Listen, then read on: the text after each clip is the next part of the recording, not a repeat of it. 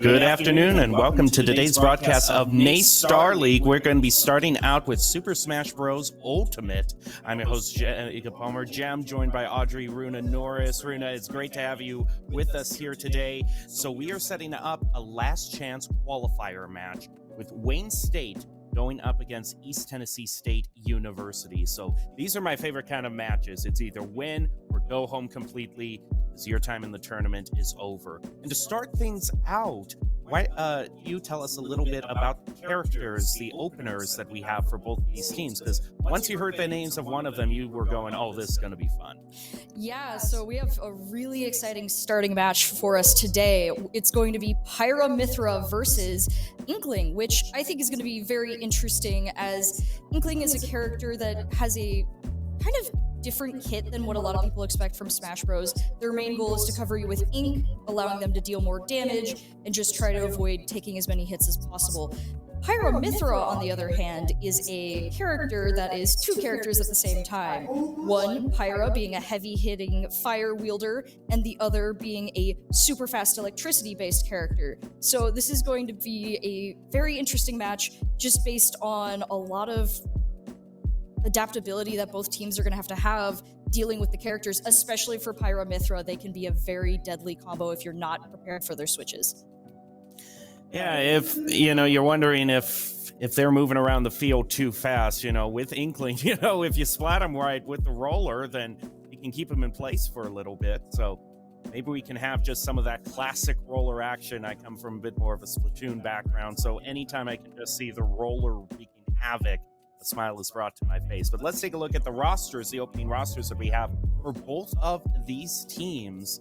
You can see that we have a whole bunch of different players who are playing. In fact, East Tennessee State University kind of has the more standard team, whereas Wayne State University, we might be seeing some subs be brought in here. You can see, we might see Porky, Jess, Lou, Zeke, 101, all of those be brought there. But we know who we're seeing from East Tennessee State University: E-Man, Mayor Mayhem, Owls, and Samed. And both these teams also having a very similar record, 4-2. And that's how it is going into these LCQs. Both these teams, all these teams tend to have the same win-loss rate, a very even skill set. So I have to ask you right now, Runa, if you're predicting this, there's kind of two options that we have for these sorts of crew battles that we host. Either we see someone just kind of really pop off, wipe out stocks again and again and again for multiple players and just run away with it, or it's always like down to the last player, last stock. So what kind of game are you more feeling right now? What are you just prediction time? Well, considering that they're so evenly matched, both 4-2 going so far, and this is the last match for them, I would not be surprised if we went all the way down to final character for both teams. I mean, they're going to be wanting to play their best. This is going to be very stressful. They don't want to lose, so they're going to be pulling out every trick and trying to hold out for as long as possible. So I would not be surprised if we're going stock to stock, essentially, this entire time. We're just not ready to head into all of the action. Once again, the openers are going to be Inkling and Pyra for this crew battle. Tournament, who moves on to the playoffs? Wayne State or East Tennessee State University? And oh my goodness, Delfino Plaza does not thematically fit Final Destination, but I will overlook that as we start the neutral. Yeah, we can see already Eastern Tennessee has gotten off a couple powerful attacks, but Wayne was able to get some more control on the field, launching them up into the air. Now things are pretty much even at 45 apiece. They're looking for that first stock. Just trying for a bit of that edge guarding. Now we're going to go back into neutral, and a nice play by ETSU. It's going to put a whole lot of damage onto Jess, now just short of 100. Yeah, that swap from Mithra to Pyra right there was really nasty for Wayne State. As you can see, the power that Pyra has, launching Inkling into the air, now 127. Jess is going to want to be very careful here if they don't want to get knocked out. Doing this. Edge guard was not successful, but Jess is able to knock ETSU off the side. Another swap over to Mithra again for recovery. Pummel damage, and this has been a situation that Jess has put themselves in a lot of the time, is controlling that. Cannot recover, and ETSU is going to be able to take the first pick. They does not have a lot of recovery, unfortunately. So once they got knocked off ledge, it was kind of done for them, and they're already taking quite a bit of damage from ETSU on their second stock and have not managed to take this, though they are at 140% now. Oh, the splat bomb. That can get you every time. It certainly gets me whenever you're playing Splatoon. It can be a nasty force and smash as well. Both players still trying to feel each other in neutral. ETSU still hanging in there despite being at 154. Another smash off the side is going to put Jess down to the last stock. Oh, nice counter there. Oh, almost able to knock ETSU off the side, but they're able to recover on ledge. Get back to center, but because they're so high in percentage, the amount of just damage they're taking, they finally get knocked out, bringing it 2-1.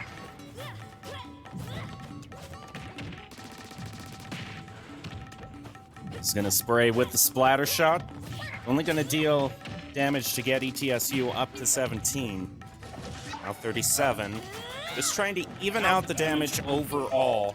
Neutral. It's off to the side. Possible smash. ETSU will want to be careful. They are covered in a lot of ink right now, which means if Jess gets an opportunity, it'll be a lot of damage, but unfortunately, Jess is the one who gets knocked off of ledge. ETSU is...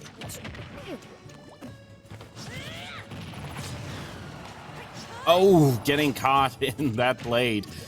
Sending Jess north of 141. This could be the ending right here, right now. But with the roller, I was calling it out. I wanted people to get rolled over today. Oh! And you just crushed my hopes and dreams in one foul swoop. So thanks. Thanks a lot.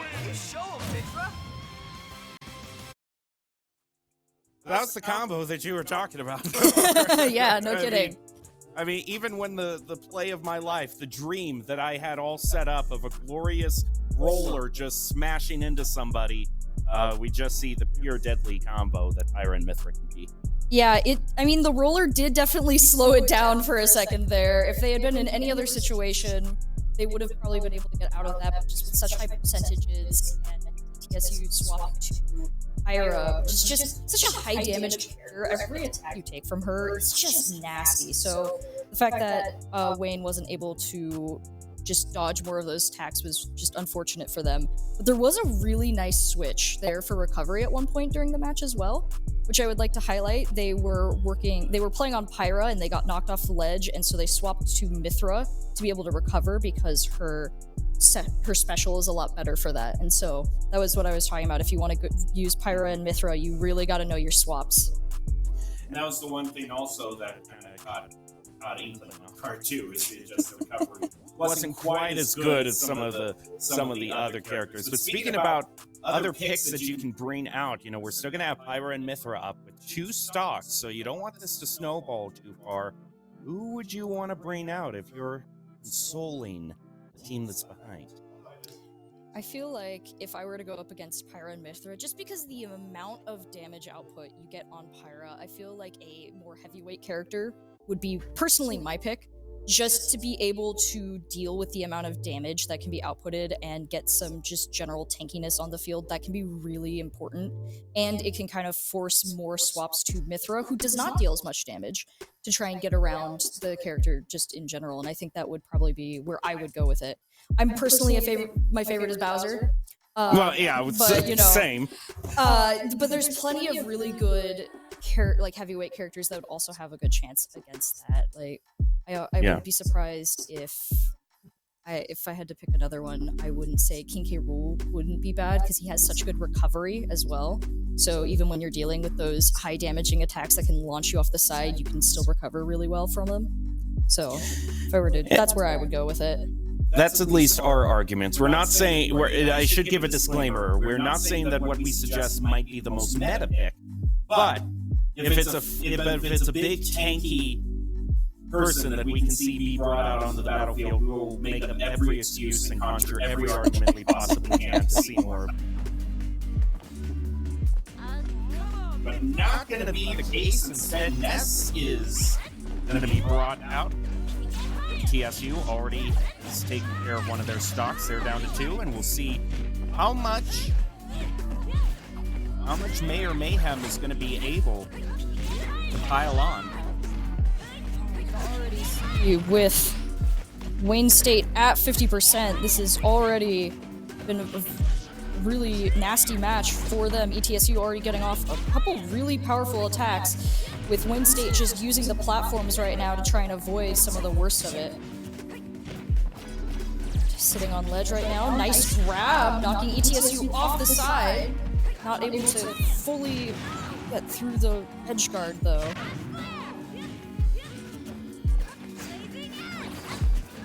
Lucian able to recover. In a bit of now ETSU almost just about even in terms of damage. Side B is going to be thrown out just for a little bit of zoning.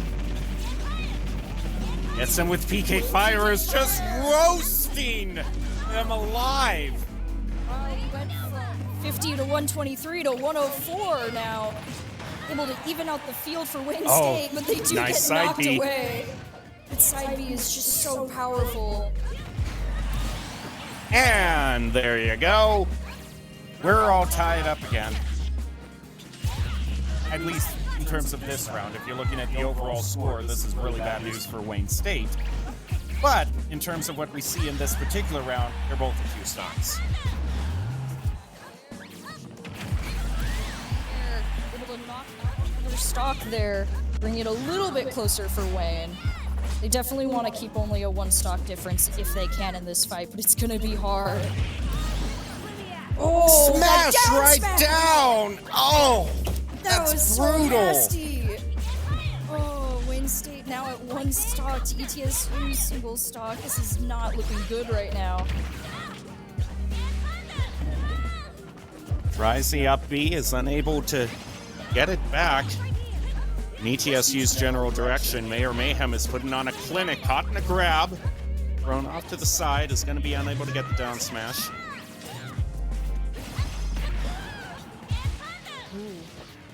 Throws him up into the air, but they're able to use the platforms to stay away. Oh, another PK Fire. Nice. Oh. Mayor Mayhem was just a little bit more prepared for that one. Was able to shield through it. The side Oh no! Just is not at the damage to be taken out, but Oh! and that's gonna take the first player for East Tennessee out of the mix. Alright. Wayne State has successfully defeated the Pyra Mithra combo. Which is That going to be was the really big going forward. That was the battle of fire there. Really, it was who could Oh my set gosh, each other on fire first, because that one moment just with the PK fires and just That was so good. Okay. catching East Tennessee time and time again. It was just like, no, I'll show you what can really be done with fire. It's like you keep throwing the spinning sword of fire while I'm just going to light you on fire over and over and over again, and you're not going to win. But I will say, at least at one point, East Tennessee did wise up to it, and so when the first PK Fire came out, they were able to successfully guard, so they didn't get hit over and over and over again for the 50% combo. But Wayne State did manage to take it, which I think is going to be really good for them, because leaving the Pyra and Mithra on the field to take out another character would have been problematic. Yeah, that definitely would have been the snowball situation, the one of the two that we were kind of trying to predict at the beginning of this match, and it looks like things are starting to trend more toward, that down to the wire, scrappy, 1 stock, 1 player left. So we'll see how even things go on from here on out. Great job to Wayne State being able to show that they deserve to be in this last chance qualifier alongside East Tennessee State University. One of them will be moving on to playoffs off of this, as this is the finals of the LCQ. So now you got to think, are there any anchors for both of these teams? Who's that one dependable player that you bring out if things are slipping to just try to stabilize? Do you have any thoughts? I think this is an interesting point for East Tennessee, because the question is, like, they've only lost one character, right? And Ness currently is at 1 stock. So I think the question is just whether or not they really want to pull out, like, their ace player right now, or if they are confident enough that they can pull someone out who will be able to take out the Ness easily and at least, like, take a couple stocks from the next person. I think that East Tennessee is still in a pretty good spot right now where they wouldn't feel like they need to immediately bring out their anchor. So we'll have to see going into this match if that's what this Shulk is, I guess.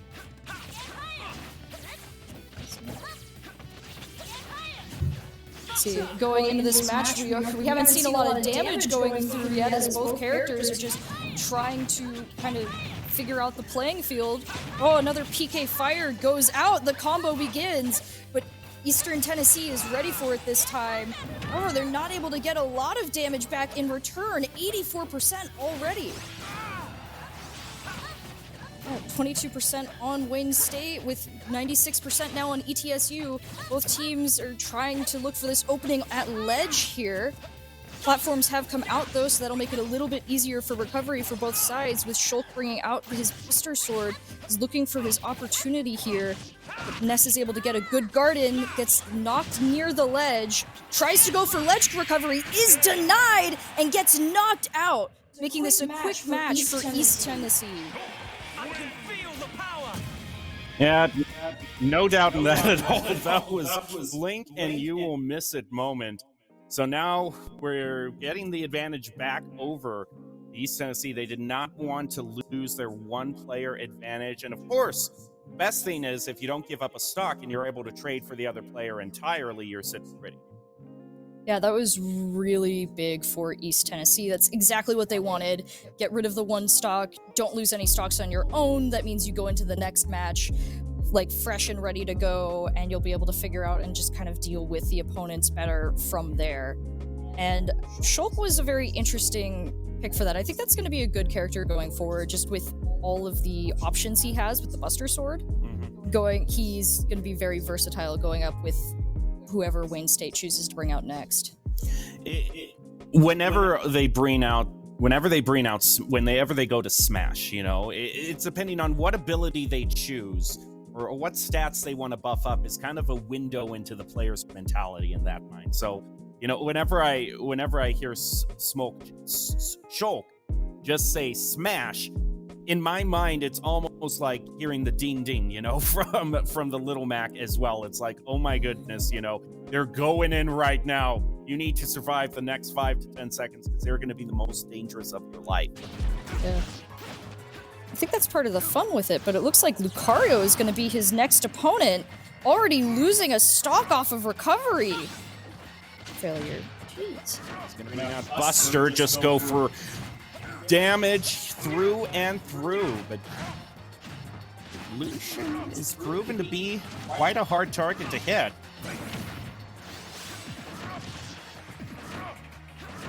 Both of them dodging around a little bit right now, just fighting for the center, getting near edge. ETSU brings out the smash and knocks out another stock for Wayne State. Now bringing it 3-1, with East Tennessee not losing a single stock in this fight yet.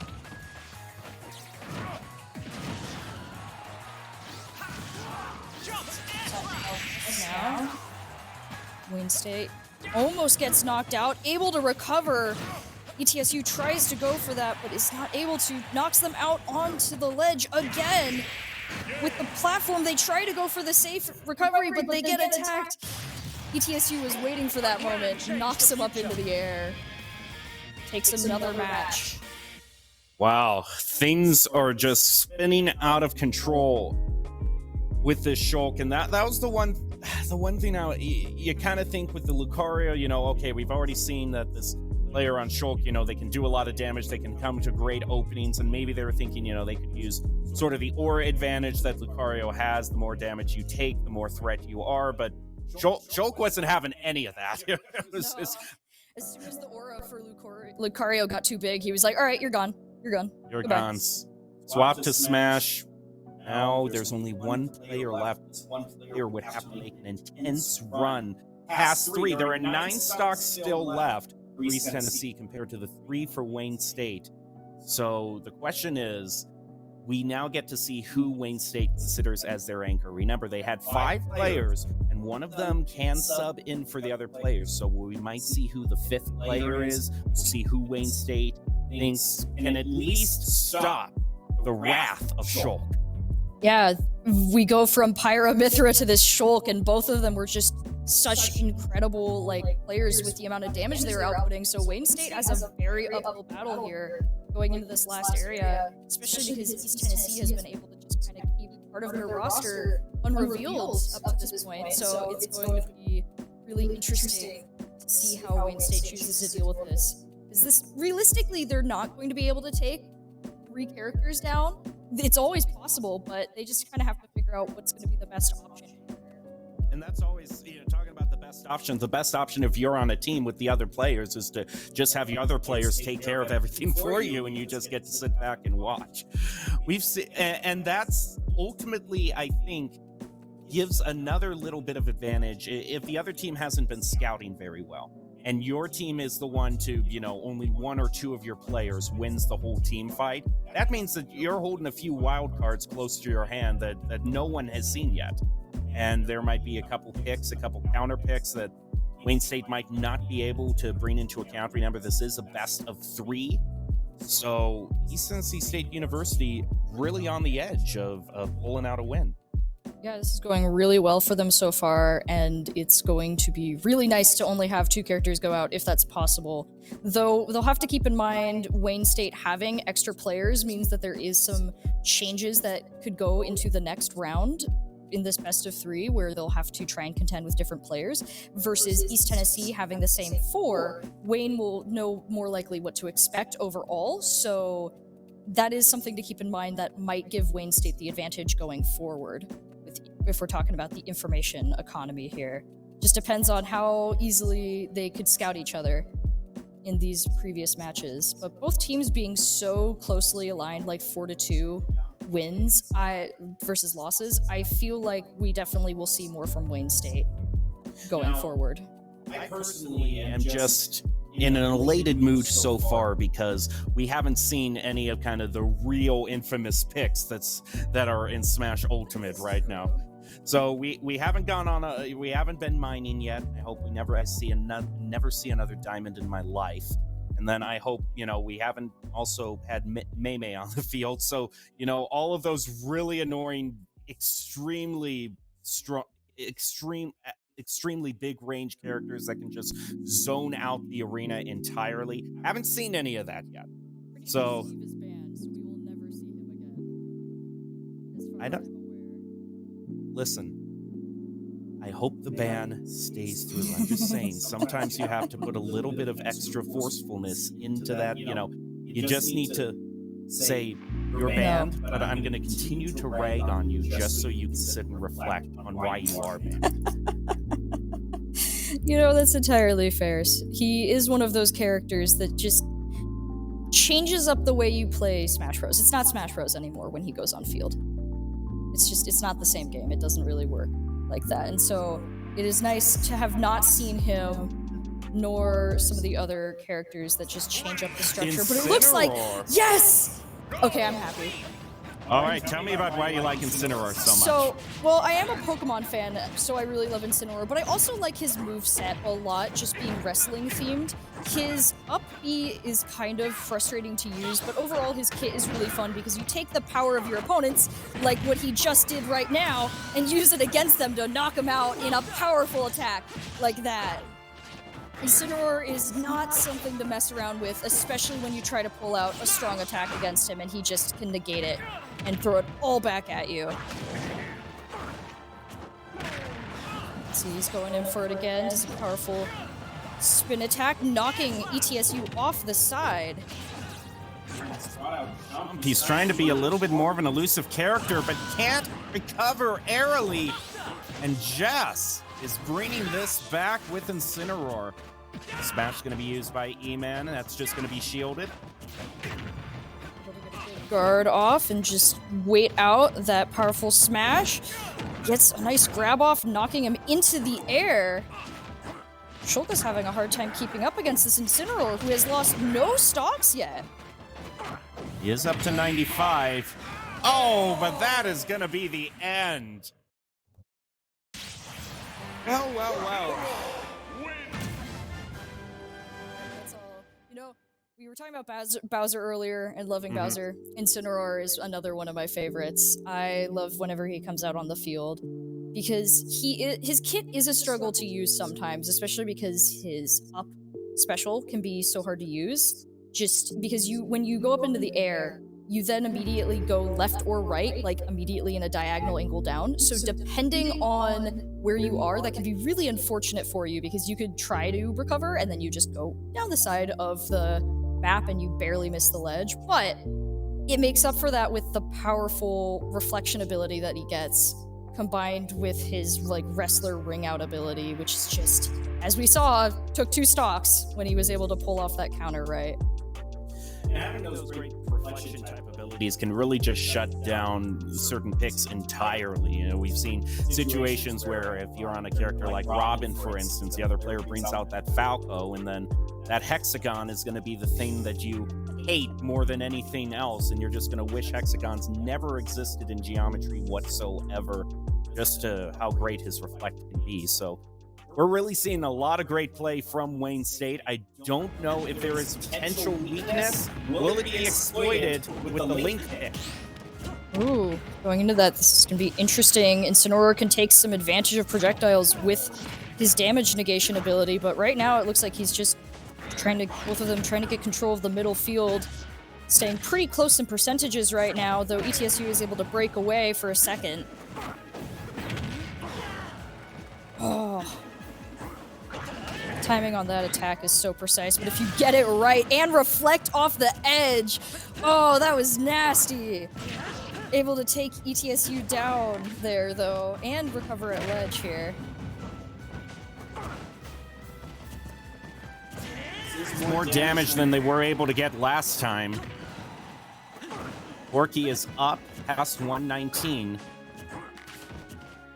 So the exchange rate, you can still trade 2 for 1 going forward here and still come out the winner of your East Tennessee. But you have to find at least 1 pick is the problem. His characters in the game, but he is heavier overall, so 152 is still dangerous for him, but not as much as some characters, especially going up against this Link. So he can still stick it out a little bit longer here.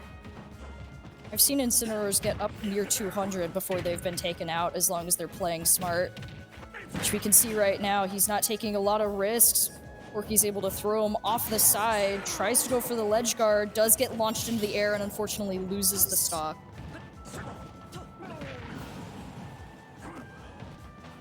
And is going to welcome himself back to the arena with 2 hits onto Sane. Bring him up to 111, and before he can recover, pushes him off the edge. Orky just might single-handedly bring this back for Wayne State. That's just been, that side B has been so punishing so far. I mean, almost every time he's been using it, it's been hitting, and East Tennessee State University just can't really seem to dodge it. Yeah, it's a very interesting ability because there is the ability to dodge it, like you can do it. It's really hard when you're right next to Incineroar because he immediately launches out and grabs you and throws you in.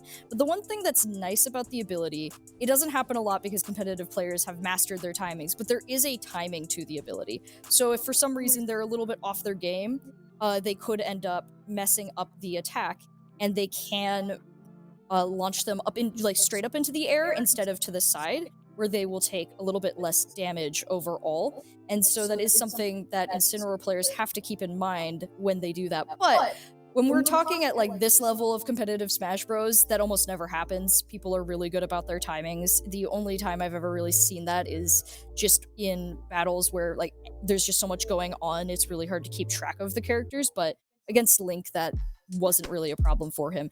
And of course there was that reflection ability he got off ledge there that launched the Link down into the abyss to lose his stock. That was a really nice play there where he was trying to figure out what he wanted to do, and he just was like, well, I could just reflect the damage, get the damage boost, and mess up your recovery all in one. And that was very unfortunate for ETSU there, but it paid off massively for Wayne State as they've only lost one stock now.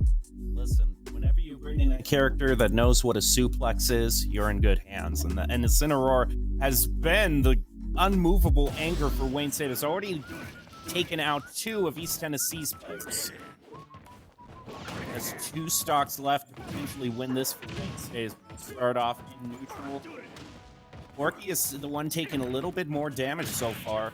He's going to try to even that up. He does indeed. Oh, gets hit.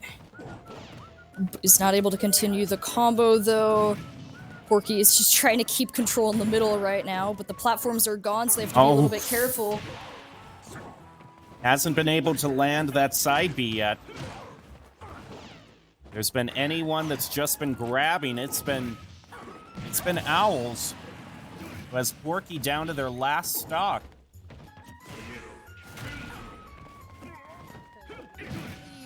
Nasty character to go against him. We're seeing why. He just deals so much damage with his attacks, and the way that they combo brings Porky all the way up to 125 already on his last stock. Gonna just use a B. Tries to smash him down. Doesn't find the hit. They both recover. Back to neutral. Oh, misses a curb kick. Oh. Well, Owls was not going to have any nonsense whatsoever. He was just going to close this out, put East Tennessee State University with this victory. I almost think this whole battle, the progression of characters that we saw being brought out, was just a game kind of anything you can do, I can do. You know, if you got a character that's got fire attacks, I'm just going to set you on fire in return. If you're grabbing and throwing people around, I'm just going to bring out Yakuza at the very end and not allow you to even do one move, really. Yeah, that can be one of the most dangerous parts of, like, Kazuya. He's just, because of the ways that his, like, combos work, he's so hard to deal with if he actually grabs you and starts it. I mean, there was one point we saw where Incineroar did manage to avoid it by jumping on a platform, but once those platforms were gone, Kazuya just was like, this is my game now, and Incineroar was thrown around a lot. But Wayne State did have a really incredible comeback there, managing to bring it down 1-1. Which is kind of what I was expecting, you know, going forward. I felt like watching this, like, both teams are so evenly matched when it comes to the amount of games that they've won. So it would make sense that the teams have, like, their key players that they were just waiting to bring out. And it looks like with East Tennessee, they brought out some of their, like, really powerful characters at the beginning. And Wayne State left their anchor for the very end to try and mop up however many characters they had to go through.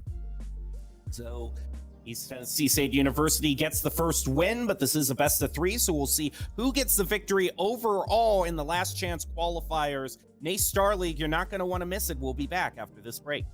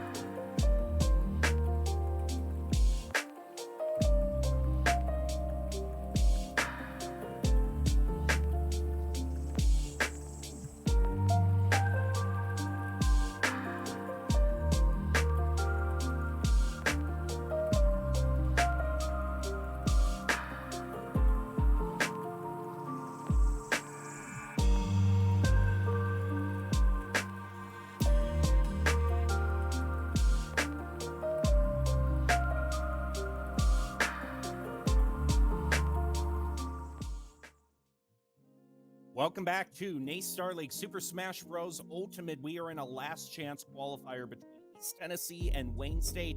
I'm your host, Jem, joined by Runa. And overall, Runa, you had a lot in that last match that you were pleasantly surprised by. Yeah, it was an incredible match between East Tennessee and Wayne State. East Tennessee did end up winning in the end, but Wayne had a very incredible comeback at the end, bringing it down to the final character using an Incineroar, who was doing some really awesome damage just overall and getting some really good combos in there. And at the beginning, though, too, we also had some pretty nasty, just gameplay from both a Shulk and a Pyra and Mithra for East Tennessee. So this is going to be a very interesting second match now that we kind of know what both teams are made of.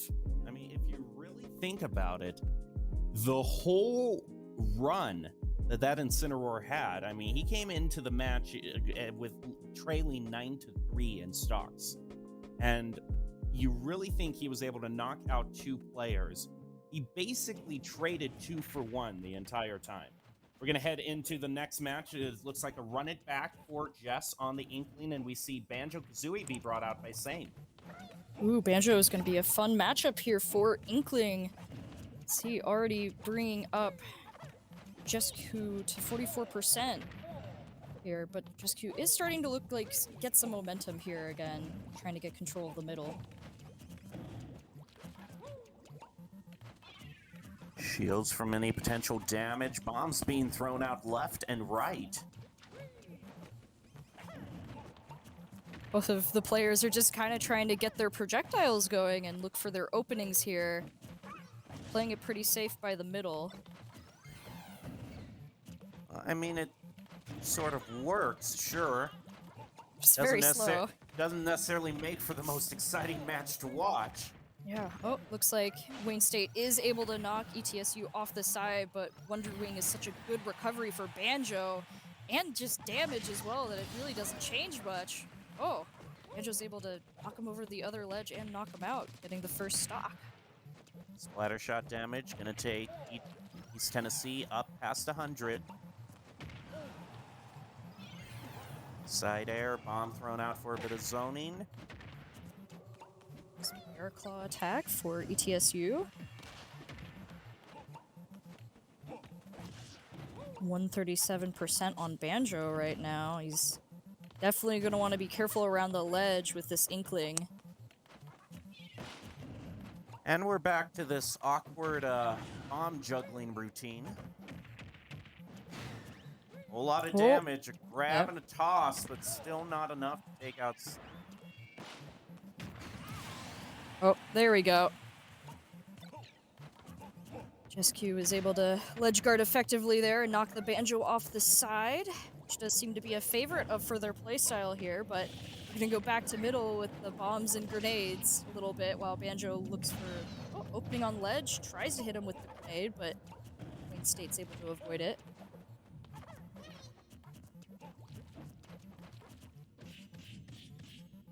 Oh, man, just find an opening, but it's not going to be much more than just a few more ticks of damage onto Jess. Oh, tries to Wonder Wing, but Wayne State is able to get just barely out of reach for that, which probably was going to save them there, as that attack deals just an incredible amount of damage. Another Wonder Wing, not going to be able to find it. Goes into another shield. Finds a little bit of damage there. It's still not enough to pick up the stock. Oh, some more poke damage. Gets them into the ground and is able to launch them into the air. East Tennessee taking another stock.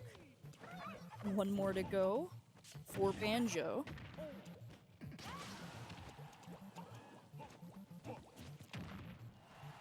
Oh, caught him with the roller. Smash, side smash, not gonna find it. He gets him with the splat bomb though, so he is covered in it, and that's gonna make the moves even more deadly. Yes. Yeah, 163% on Banjo, 176 finally knocks him out, bringing it 1-1. This is a lot more even of a match for this first one here between these two teams. I do appreciate that the music is also kind of slow and simple. It really like fits, it fits the the entire match. theme. It's the entire package, really, and it's all I could have asked for. 87% to 35%. Ooh, Wonder Wing goes out, able to knock out SQ for Wayne State. Start for East Tennessee. They're going to pull out with a slight lead. Not uncommon like they did last time. It's just, I think this is going to be a game of margins at the end of the day. You know, how big of a lead are you going to be able to build up for yourself until, you know, the Incineroar player hits the field ground running? Yeah, that's definitely going to be something East Tennessee is going to want to keep in mind going forward. But I think that their lead overall is going to be a little bit less just from that start there, unless the Pyra/Mythra comes out later. The Banjo start is a lot slower so far for them, with only really like a 1 stock difference. I believe it was like 2 stocks first time around, and the Pyra/Mythra is able to take out like multiple characters on their own. So I think it's an interesting switch up for East Tennessee here, but it might end up paying like Wayne State some dividends in the future here when Incineroar ends up coming out. And I think there's a wild card in Wayne State that we just haven't seen. Remember, the 5th player.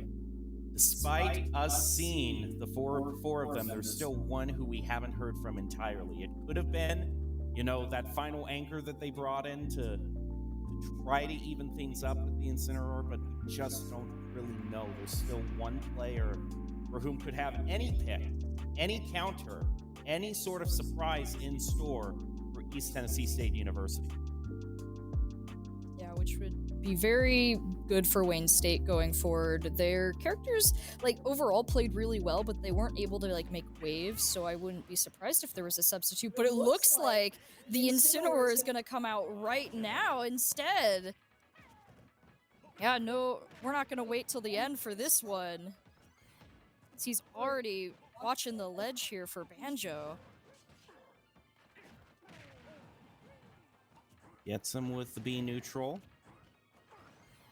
Still hasn't found that side B. Things are pretty even. Up B to recover, back onto the field, back in neutral. Another shot onto same. Tries to go for the grab, but Wonder Wing denies him, keeping this match really even right now. It seems like ETSU's strategy right now is just anytime he goes for the grab, they just try to deny him, but they are out of Wonder Wings now, so they'll have to be very careful going forward. 115 now for same. Up in a dodge. Man, he just can't land the hits that he's wanting to. 131 now, but this Banjo is very tanky. He finds it! That's going to put an end to that. It was all a question. We were waiting for that one move, that one side. Yep. Just needed to get the one side B off so he could launch the Banjo off the side, because once he got him around 50-80% or so, like, it was going, and he was by ledge, it was kind of it for Banjo, so he was just waiting for that opportunity, but it did not come where he wanted to, and ended up losing a stock because of that. Another question is how long can this Incineroar hold through? He had 2 players last time, but he's already lost 1 stock, so he's already off his pace from last game. And I think Wayne State, they're also showing that they are kind of able, both these teams are showing that, you know, they're being able to play around some first round picks that might have caught them by surprise. You know, we're not seeing as many of those crucial hits like side B landing as we saw in game 1. Yeah, East Tennessee is definitely trying to come up with some ways that they can deal with Incineroar. I mean, we saw with Banjo, every time he saw him about to begin the rush forward to grab, he just Wonder Winged instantly to deny it. And that is the one thing about that move that is really instrumental for countering it, is Incineroar still can take damage before he grabs you.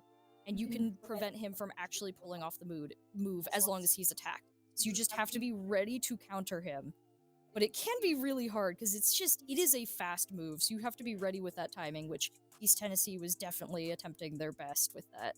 And if you're going to be relying on Wonder Wing, there's just the ultimate there's the ultimate reality of economics that you're going to face, that you're eventually going to run out of stock of it. And that's kind of when the Incineroar said, okay, I know you can't do that counter now.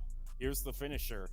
So he was able to end it with just 2 stocks left. We now move into the next round. The next player, East Tennessee, still on the match point. Last chance qualifier. Whoever wins this is going to be going on to the playoffs. Whoever loses will have their season brought to an end. And I feel like I've seen this matchup before.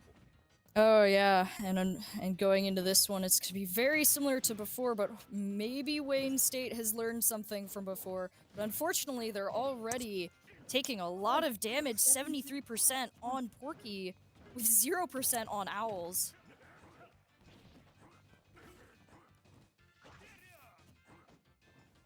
Bit of fighting in neutral, trying to find those grabs. Neutral B to bring ETSU up to 61. More and more damage just being placed onto Porky. They cannot find a real opening. I mean, it's better than it was last time. I mean, last time Porky was basically at 0 the entire time, while Owls just mowed him down with his combos. So he is dodging them better, but not enough to keep his stocks. Yeah. 101. Kazuya now has his rage. He's going to be dealing a lot more damage with his demon form, just more apparent. Incineroar does get a grab off, though, able to get him off ledge. He definitely doesn't want to let Owls keep this stock any longer if he can. Finds a side B. Holding on to the ledge. He's not going to get edge guarded this time. Oh! Quick play by Jess to take his first stock away from Owls. First time he's done it so far today. Ooh, nice aerials from Porky there, able to get 67% on Owls for his next stock. 89 now, he's getting a little bit more control of the field, trying to get that ledge, knocks him to the other side. Kazuya has rage again, though. Incineroar is going to want to play around that for a little bit to try and avoid taking too much damage. Narrowly avoids a combo. Knocks him off the side, bringing it 1-1. Which again, this is very impressive when you consider the fact that Porky started this with 1 less stock than Owls did. And now we're tied up 1 apiece. Fighting in neutral, finding who's going to get that grab first, and it's going to be Owls taking Porky up to 72. 102 to 55 now. Trying to avoid getting hit on ledge. Well, narrowly avoids it. Knocks ETSU off the side. Was trying to predict each other. Gets hit by a grab. 123 on Porky. Just barely hanging on right now. Oh, but finds the side B. It's just not enough, but he brings him up to 102. Whoever gets the next shot wins this game. This is huge! Oh! Nice job by Owls. I mean, Porky was able to match him shot for shot a lot better this round. Yeah, Porky kind of figured out the strategy that Kazuya had and was able to deal with it a lot better. You could see he was prepping with his jumps and his shields to be able to avoid taking the full brunt of those combos. And he was even able to like manage the rage really well too. So Incineroar was able to kind of wise up to that, which is good, bringing it down to 1 stock. So it's fairly even game still for Wayne State. Now here's the problem is that was the main playmaker for them last round, and they've expended it. They haven't been able to go 2 players on this Incineroar. He was able to really just kind of trade 1 for 1 throughout his entire existence. You know, he took the last stock out for the first player that he faced, and then he traded 2 for 2 ultimately. So East Tennessee is just staying barely within that 1 stock threshold that they need to win. Everything from here on out, if they can just match the performance of Wayne State, it's theirs to win. Yeah, Wayne State is going to want to do everything in their power to keep this to a 1-1, if not get the lead here. What they really don't want to happen now is East Tennessee to start getting, like, snowball away with a 2-stock or a 3-stock lead, because now that Incineroar is out of the picture, they don't have, as far as we're aware right now, they don't have any, like, big playmakers who could take a full character and another one out for them, so they're going to be just really careful going into this next area here. The next round is 7-6. East Tennessee State University fighting for the ability to move on to the playoffs, whereas Wayne State is just fighting for the ability right now to take this to a game 3. Now's the thing where we haven't really seen the Pyramithra make a return. Do you think that's in the cards going forward? Because we saw a pretty solid opening with that first time, but we haven't seen that. Going forward, I feel like I'm not sure what we'd see, but I don't think we're going to be seeing it, surprisingly. No, but it looks like we got not. a sub for Wayne State. Ezekiel's in. This was the one I was talking about, the wild card factor. Yeah, and it looks like it's going to be the hero coming out with all of his magic craziness. This could be a very interesting match for Kazuya to have to deal with. Both of these DLC characters coming out to show what they do. It's real long-range abilities to make Owl's job a lot harder because he needs to get in there close for his grabs. Ezekiel hasn't really given up anything whatsoever. Wow. A perfect performance at 0, no less. And just like that, Ezekiel was able to tie it up for Wayne State there, just kind of being the wild card, bringing out Hero too. It's gonna be a really good character going forward. Just he has a lot of good options utility-wise for both melee and range, and that's kind of what they needed there for Kazuya. As you were talking about, he needs to get next to you to do his grabs. So we kind of saw a few extremes being brought out, with Incineroar, with Incineroar and Kazuya, we kind of saw, very close range, I want to grab you and bring off my combos that way. But now that the hero has been brought into the mix, we might be seeing two very long-range characters just trying to poke each other from a distance before they start their combo. In a ways, we've gone kind of back to what we first started with Inkling and Banjo. A lot of stuff is going to be thrown out from long range, and we're just waiting for it to hit that one time. I wouldn't be surprised if we saw the link then, because of the arrows and bombs and boomerang utility, that I could see them kind of matching each other, which would, thematically work too. They're both sword fighters with a lot of just random ranged utility as well. It would be very appropriately thematic. That's the main thing that I care about in Smash Brothers. Yeah, that just shows, why I'm here and they're up there, of course, in terms of playstyle. But I just love thematic battles so much. I love it when two similar characters with two similar movesets go up against each other. I love it when the stage and the music fits the theme. Sometimes we've had a little bit of that, and we've also haven't had anything of that. I'm still thinking mainly of Final Destination elevator music, which I never thought I would hear in my entire life, but here we are. Yeah, here we are. But, that's part of the fun. It's just those small little elements can be kind of fun when you're watching the game, just to see what happens with it. But I think it's going to be exciting to see a new character coming in with Hero for Wayne State. I'm excited to see more from him. He's a very fun character, just the way that he works. He has really good recovery, and his resource management is super interesting. And of course, there's the randomness of it, where you don't get like the same order of abilities each time, so you could accidentally just cause yourself to self-destruct at some point. We see E-Man bringing out the Shulk.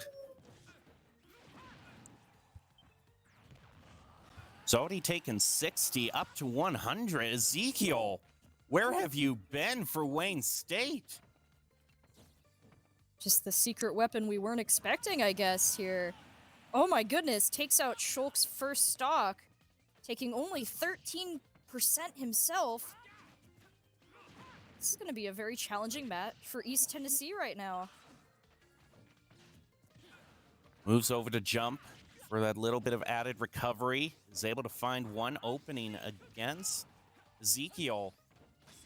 But as things stand, I'm not seeing any real opportunity for a smash. He's going to try to bring it there. It goes up past 50.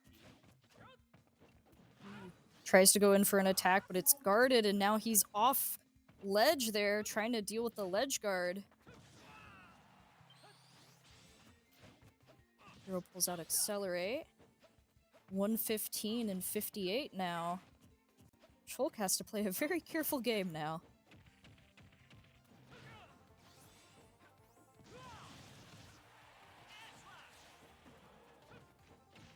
Ooh, a bit of diciness there for E-Man to recover. Still going to be able to grab onto the ledge, but he hasn't really been able to touch down and win the neutral game that much. He's gone into Smash, so this could be his one opportunity to maybe take a stock off of Ezekiel. That's not going to be the case, though. Ezekiel is being very careful with his magic point resource management there, but now he's all the way at 100, so it doesn't matter. Considering right now, he's still doing a very good job keeping Shulk on his toes right now.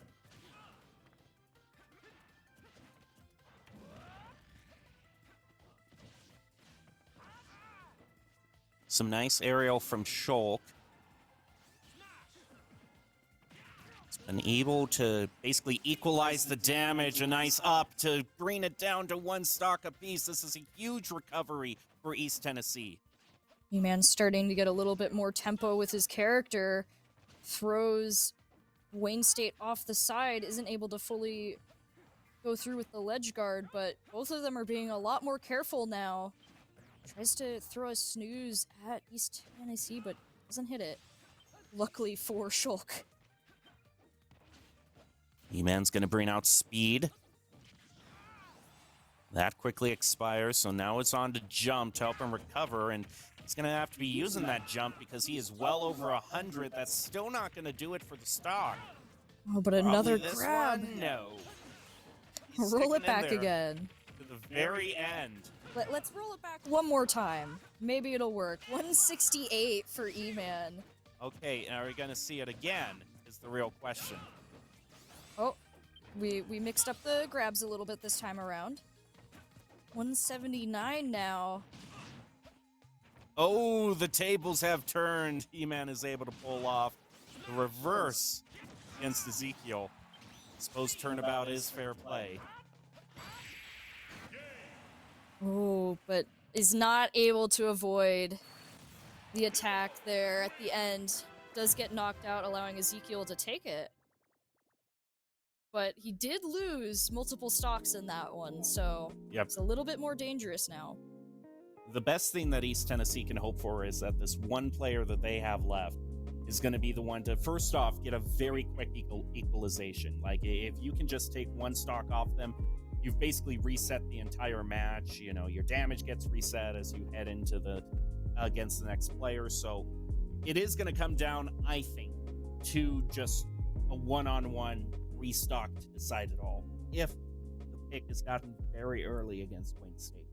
Yeah, what they really want to avoid right now is losing any stocks in this next match against Hero, which is going to be hard because this Hero has proven that they can take stocks really quickly if they've got the right setup. So East Tennessee is going to just have to be very careful going into this. They're going to want to knock him out before they let him just basically set anything up.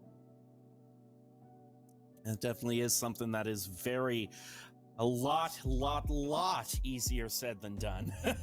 Because Ezekiel, we hadn't seen him at all throughout this entire stage. We wondered, would that fifth player be the one to bring it back? And it certainly seems like it is. And sometimes that's all it takes. You know, you have your comfort picks, the ones that you play to death, you know, even outside of competitive, you're just always playing this character, and it really shows. Yeah, and you can tell that he is very comfortable with Hero, especially dealing with the menus. Like I was talking about a little bit, Hero's menus, when he goes to like select what spell he's going to cast, is randomized each time. So that's one thing that the players have to be really mindful about, is just making sure that they don't immediately click whatever's at the top, because it could be the self-destruct. And that would be really unfortunate, because you don't want to lose a stock off of just an unfortunate misclick there.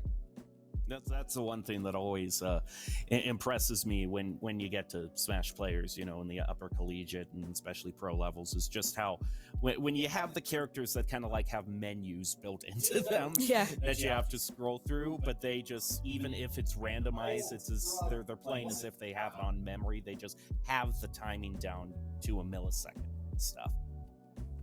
Yeah, it's a really cool character, and the resource management with Hero is really fun too. Just you have to, for a lot of his abilities, in not even just the menu, uses his magic points. So you could go all out with your magic points and try and like just knock out as many stocks as possible, but then you lose your recovery options. And that can be really dangerous, as we have seen in the past what happens to people that mess up their recovery. Because that's a stock that Wayne State does not want to lose and cannot afford going into this next match.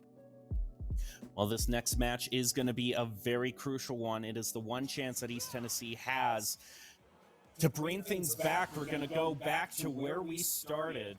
Ira Mithra.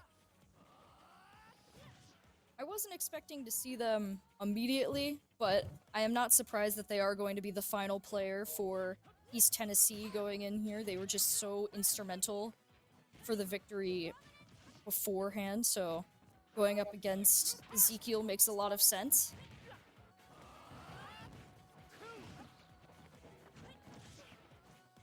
Trying to recover to get back to neutral.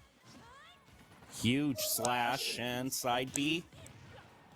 Mostly going to be shielded, but the damage is still piling up for Ezekiel. 78% to 51. Oh. Fortunate for Mayor Mayhem. On the aerial recovery, no less.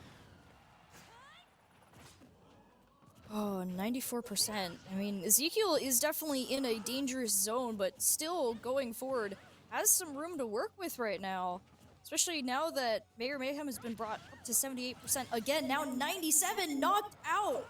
Wow. Ezekiel might be able to finish this right here if he's able to survive this edge guard. Despite being above 105, he is taking no prisoners right now. He's like, one stock, no problem. Let me finish this up real quick. Wow. Are you kidding me? Are you actually kidding me? Ezekiel. Well, we know who the main playmaker. This is the style of Wayne State. They're even until one player just completely rolls away with it.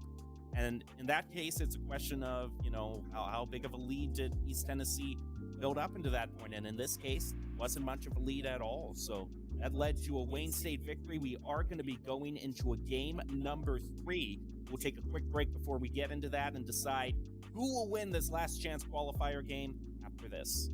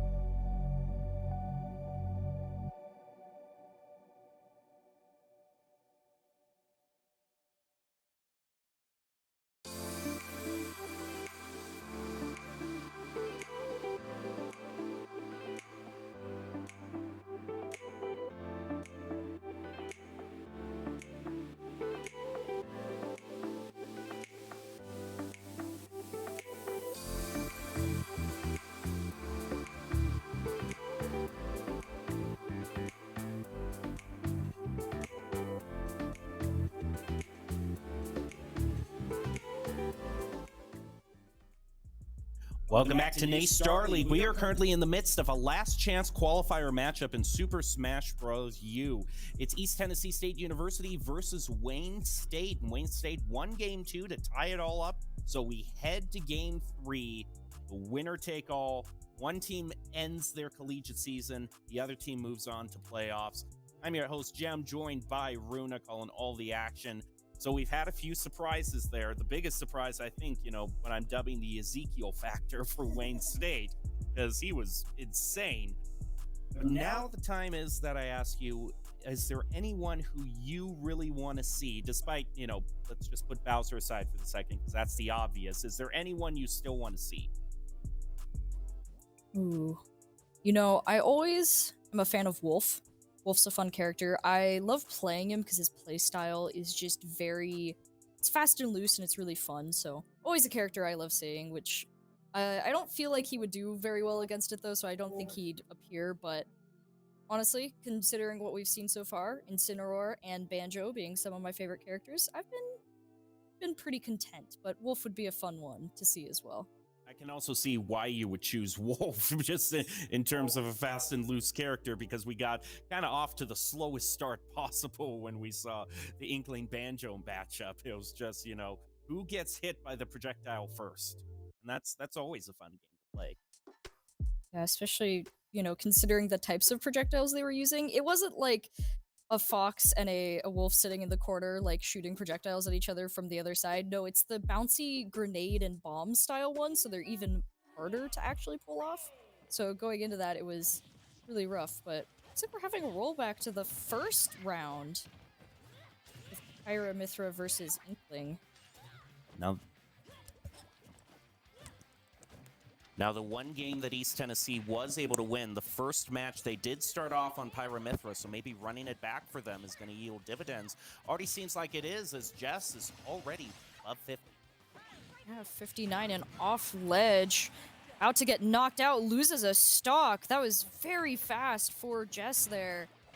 Able to get a little bit more damage off than previous matches, 59% on Pyra Mythra, but just cannot compare to the amount of damage that can be pulled off so quickly by Mayor Mayhem right now. It's all about a game of margins. Can Mayhem be the one to maybe sweep this entirely, not lose a single stock? It's going to be harder. Now he's 99. A block to the roller before it can hit. Jess is going to be feeling that one. And the side B2 gets the stock. Just another really good, well-timed swap there for Mayor Mayhem. Oh, but does get launched into there, loses a stock. This is going to be really good for State going forward. Especially now that Jess is starting to gain some momentum, knocks them off the ledge. Gets hit with the splat bomb. Now those moves are really going to deal a huge amount of damage should they land onto Mayhem. Tries to grab the ledge. It's going to get edge guarded. Over to neutral. Answers back with a pretty good combo. And above 56, caught with the roller. Smash to the side. Not going to find it. At 104, Mayor Mayhem could lose another stock to Inkling right now, depending on how this ledge guarding goes. Both of them looking for openings right now. They've switched to Pyra. Mayor Mayhem wants to go for a stronger attack, but it doesn't matter because they get hit by the roller and knocked off the ledge. They're 1-1 now. Mayhem brings Jess above 101. A lot of splatter shot damage. Gets the full 15 off of it.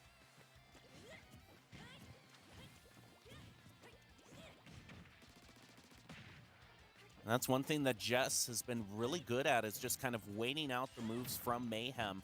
Especially the side beast has been kind of dodging them very well by kind of staying in that sweet spot between Mayhem and the sword. Oh, swap to Mythra for the side B there. Oh, and a powerful up B. Able to dodge the spinning sword, though, which could have spelled doom for Jess at 142%. Was able to shield past that one.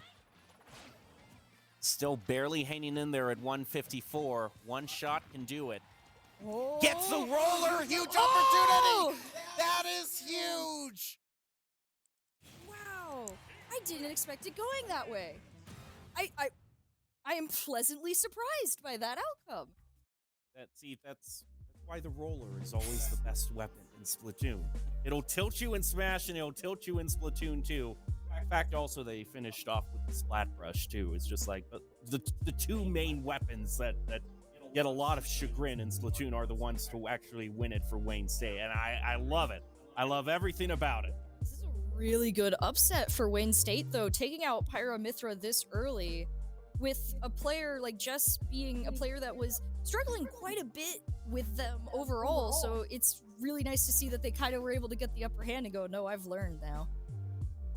I have learned and grown as a person so much throughout the past hour, and I'm ready to take it to you. Of course, I consider it at this point, based on the performance that we saw by Ezekiel from Wayne State in the last game, anything that Wayne State can get right now, it's like essentially playing with house money. Like, can this Inkling pick up one or two more extra stocks and really drive up the margins without us even throwing in our anchor? Especially because, you know, with Incineroar and Hero in the backlogs, both of them just being really strong characters under the right circumstances, having this opening for Wayne State is going to be really good going forward, because we've seen Wayne State has figured out some counters and ways to deal with a lot of the characters on East Tennessee's roster so far, even when they did some switch-ups earlier. We're getting into the second game, or the second showdown of this match. The second player from East Tennessee State University is just about ready to hit the field and try to equalize things up so that we're basically now on even footing. And it's going to be E-Man on Shulk, I am told. So we've seen Shulk be brought out a lot of times, has gotten some picks here or there, but really hasn't been one of those runaway characters. I think the main important thing is going to be, can he get one pick without giving up a stock of his own? Yeah, he does not want to lose a stock to Inkling here, because that will just continue the snowball for Wayne State going forward. And I feel like that will just kind of like be one of the final nails in the coffin. So Shulk, it is really going to be up to him to make sure that they just get that stock as quick as possible on Inkling, which I think he has a pretty good chance going into this next match. He's going to immediately choose speed, close the distance between him and Jess. Already puts 15 damage, but you don't want to count Jess out until the very moment one roller hit, and it could be over for E-Man. E-Man's already covered in a lot of ink, which is going to be nasty going forward. Gets hit by another attack. 84% on Jess, though. Shulk is starting to find their rhythm, but they are interrupted once again. Gonna bring out Smash, though. As long as that remains active, it's his main opportunity, and now he's gonna have to fight even harder. You know what? Who really needs the Smash at the end of the day? I'm just gonna do it normally. Yeah, at that point, you know, he was like, I could hit them off the side. They're a relatively light character. This will go fine. And it did seem to go well, so Shulk was able to take away the one stock successfully from Inkling and without losing any stocks of his own. So East Tennessee is still in a like, both of them don't really have like a huge advantage going forward just yet with that, which is going to be really important for this match. I wouldn't be surprised if we're going stock to stock again in this. I think I'm just giving myself a second to ponder this out, but I think it might be Incineroar time. I wouldn't complain whatsoever about that. Something is making me think, if not this particular matchup, then the next.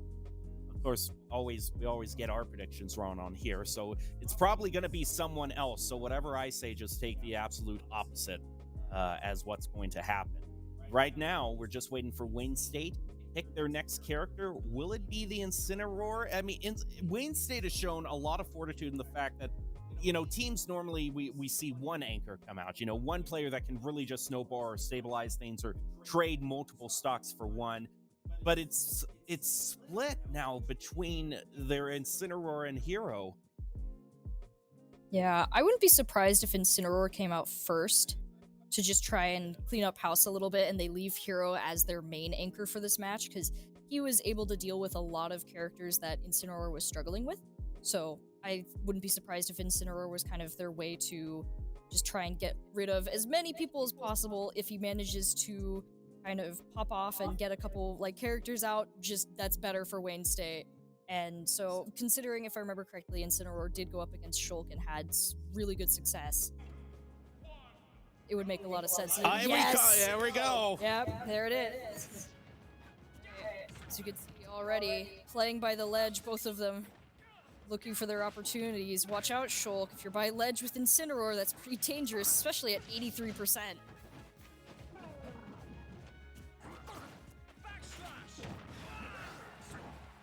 Manages to take E-Man up to 99. Sitting right at the precipice of that first stock.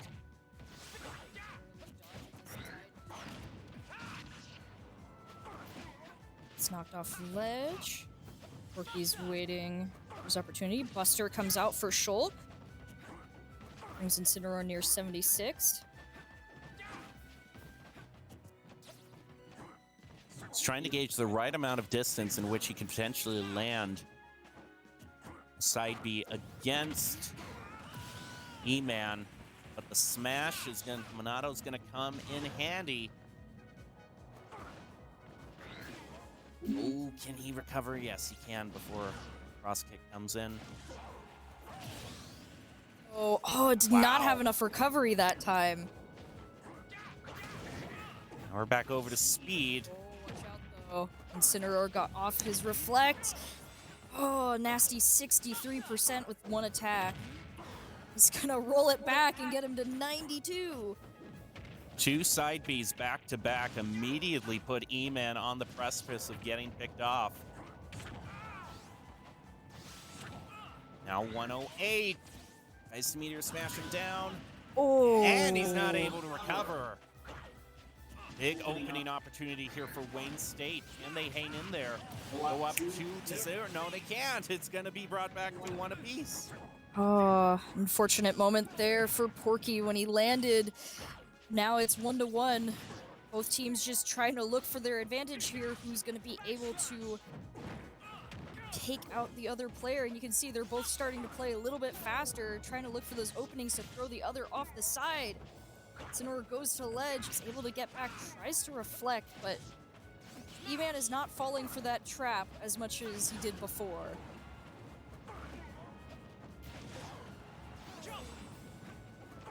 Jump is going to be brought out by E-Man. Porky able to recover, shields to get a bit of footing, and answers back. Now up to 86. Who goes into the lead? Who can play with house money again? He did it again! Oh! Oh no! Porky just being a big bully in the air, and it works out to his favor. Oh man. Oh, as soon as I saw the reflect, I was like, no, it's the Link all over again. But that did end up going in his favor because he was able to take the last stock using that. So who do you bring out now? Everything that you've seen from Wayne State, remember, we have to, bring our memories back. What was it that ultimately, unseated the Incineroar last time? It was, for the most part, Kazuya. So I wouldn't be surprised if that's the next pick.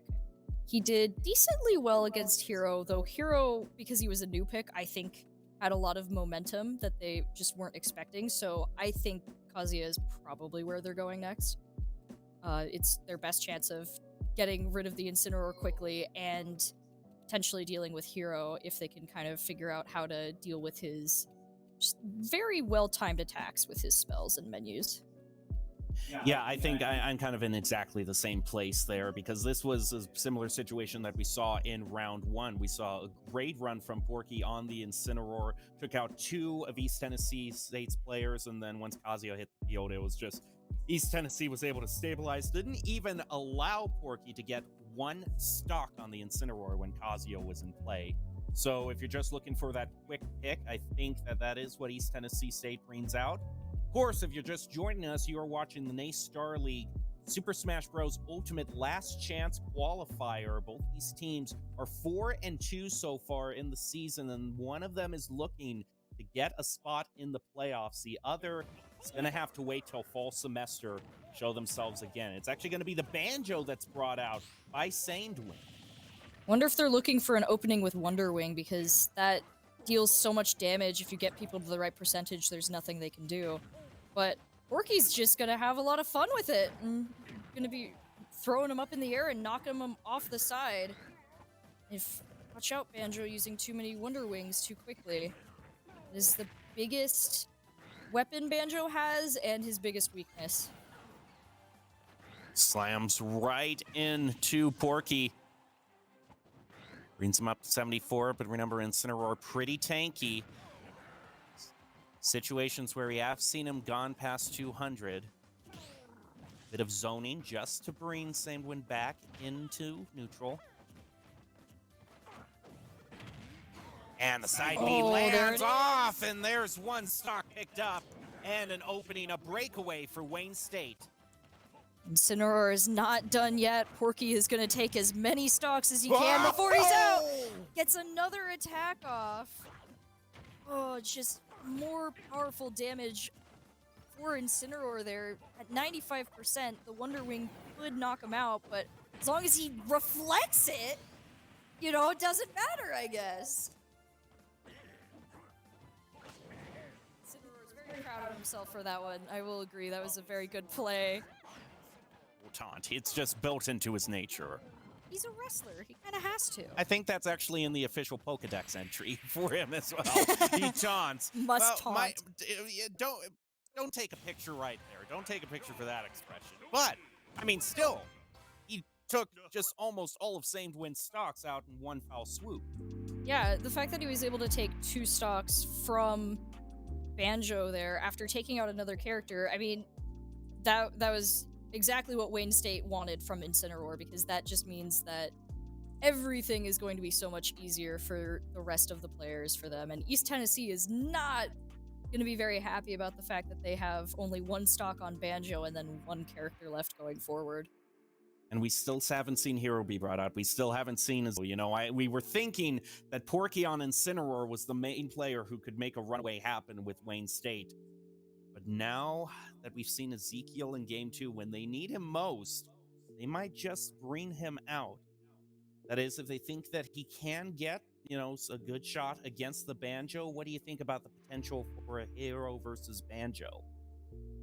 I think that Hero has a pretty good matchup against Banjo. I mean, Banjo's pretty strong and has some good attacks, but because of just the variety of things that Hero can do with the spells, Banjo having projectiles and some pretty powerful melee attacks doesn't really matter, because Hero can do pretty much the same thing.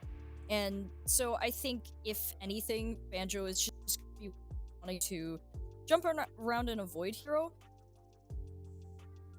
I wouldn't necessarily be surprised if they decided to do something else, and instead of bring Hero out, they bring a different character out, so that way they can just try and mop up that last stock on Banjo.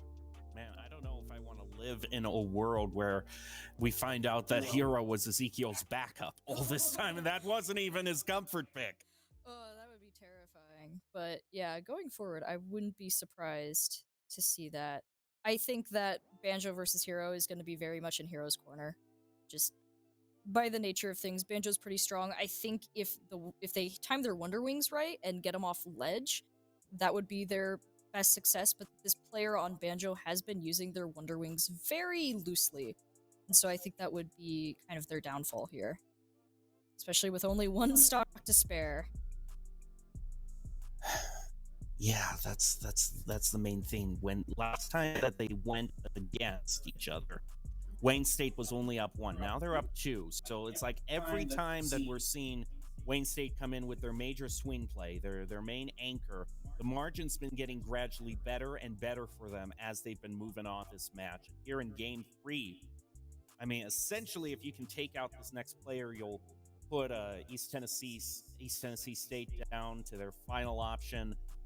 You're basically locking them into 1 pick. At this point, there's just 2 players left here.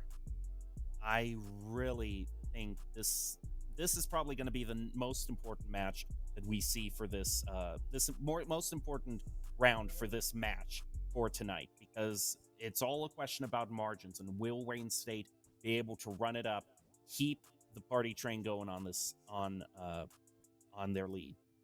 Yeah, the 2-stock advantage is really potent for any team. I mean, 1 stock is always really good. It means you're winning. But when you get 2 stocks, it starts to create just a huge team, because that's like 2/3 of a character they're essentially having to get through without, like, with essentially only having 1 character of their own to do that. And that, like, having that just happen can be really bad. But it does look like they're going to go with a different character to deal with Banjo, with the Ness going forward into this next match.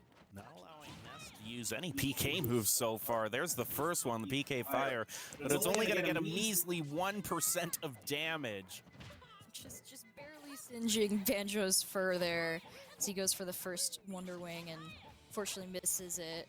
Though Lucian is at 46%, so he's going to want to work on Banjo's percentages here. Oh, but he gets hit by an egg grenade. Oh, and some nice edge go. Oh, he's not able to recover the ledge. Yeah, that PK Thunder, it's a very difficult recovery to land. You got to land it just right if you want to get any verticality out of it. Yeah, oh, A bunch of these PK Fires are just being blocked by the shields. Twin is playing pretty nicely around this nest so far. Yeah, using a lot of the cover from the platforms to avoid as much PK Fire as he can, though Ness is able to start getting his combo going, bringing the damage up even. Just goes to show how quickly a Ness can snowball if you let him get his combos off. 69 to 56% now. Both of them looking for their opportunities. Oh, Ness gets a lot of powerful attacks off there. 91% on Banjo to 96 on Ness. Another stock taken by East Tennessee. And now things are all tied up. 4 stocks apiece. This is a really dangerous spot for Wayne University. Well, Wayne State, they don't want to lose this advantage, but Banjo does not care right now. He's going to live at 123 right now. If he is able to take out Lucian, then he'll have the advantage of having all of that damage reset for the next round, an opportunity to maybe take 1 or 2 stocks off from Wayne State from there on out. He is holding on by a thread, and it's not going to be enough. Wayne State is going to go in to the last player for East Tennessee, up 1. Wow. Banjo getting those 2 stocks, though, was very good for Tennessee. They took that lead and was able to shrink it to a much more manageable point for them. It's technically a win, but it's a win at a margin that I would not be too comfortable with. Yeah, it's the 2 steps forward, 1 step back thing where you're close. It's just you're still at a disadvantage, and so going into this last character, they have to be really careful. As we've talked about many times, when you're in these last stands, you don't want to lose a stock to the person that only has 1 stock left.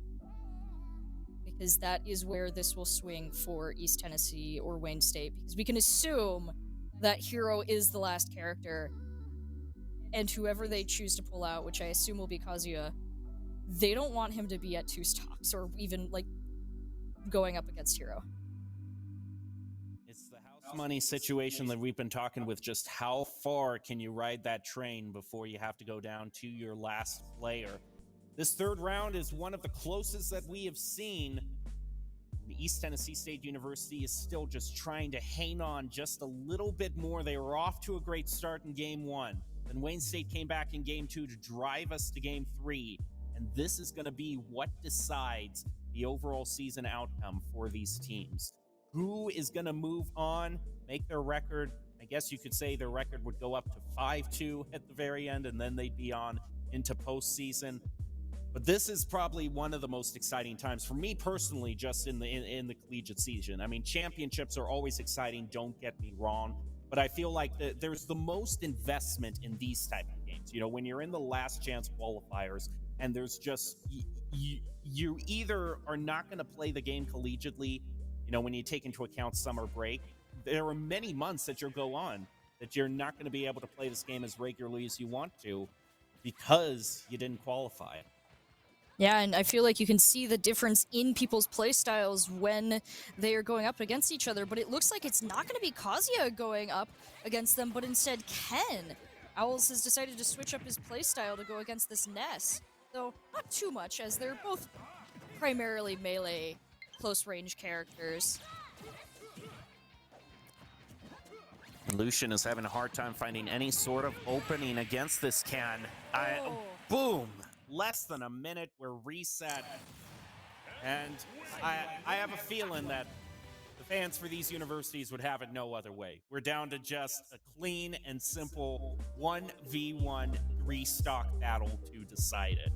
Basically, it's always good to end it that way. Feels better for someone, you know, when you lose one stock and then you have to go up against someone with 3 stocks and it's the final round. It always feels a little different, but when we get these good 3-stock versus 3-stock final character last chance battles, I think it's where you really see people shine. Like, you see the difference. There's just a different feeling, and it's gonna be really good, I think, going into this. And I also am excited that we get to see Ken going forward with this, because Ken's a really fun character to watch. He's really fast, and I think that's probably going to do wonders for them going up against Hero. okay. Again, though, that's assuming that we do see Hero, because Wayne State was the one team going into this where they went into this with 5 players instead of 4, so they have a choice of 2 right now, and they can look at both those players' strengths and weaknesses, say, okay, in this particular scenario when we're going up against a Ken, and all the pressure's on the line, by the way, who has, you know, kind of is calm and cool and collected. It is going to be Ezekiel going back onto the Hero. This is to decide it. Who will win the last chance qualifier? We're already getting into it with Ken getting a lot of fast attacks off, but Hero has some good damage output too, and he's able to get Ken to 42%, changing the momentum of the game very quickly here. It's built up, slowly but surely, a lead in terms of damage, although a few hits from Ken brings him back up to 55. Still trying to find that one opening in neutral to get your combo in. Oh, trying to sit by ledge with Menu, but that's very dangerous as he gets knocked off the side to 94%. Able to dodge the ledge guard, but taking a lot of damage already from Ken right now.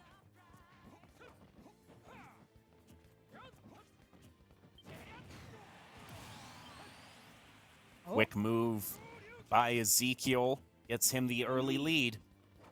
It's a question here of, you know, Owls wants to close this distance, move in for those melee attacks. How well can Ezekiel zone him out with all of these abilities he has?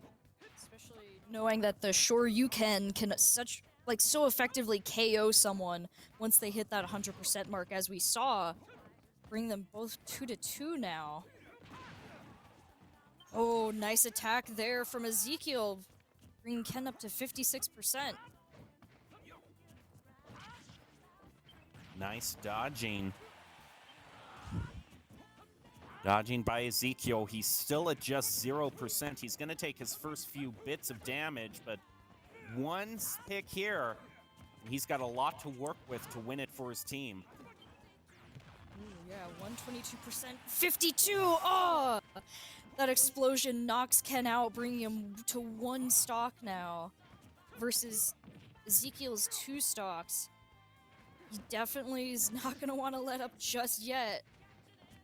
Taking a lot of damage to his last stock right now, with Ezekiel only being at 68%. This is not looking good for Ken. And the music might just be counting down East Tennessee's journey. It could be their last surprise. If Ezekiel has his way and is able to land just one final decisive blow. Remember, he still has an extra whole stock to work with. Freezes. Oh. Oh, it's only going to put him up to 112. Ken was very lucky there to avoid that. Ezekiel able to recover just barely there. Is he going to be able to get the recovery again? He does. Dodges over Ken. Using Back the in platforms neutral. to his advantage. Knocks him off the side.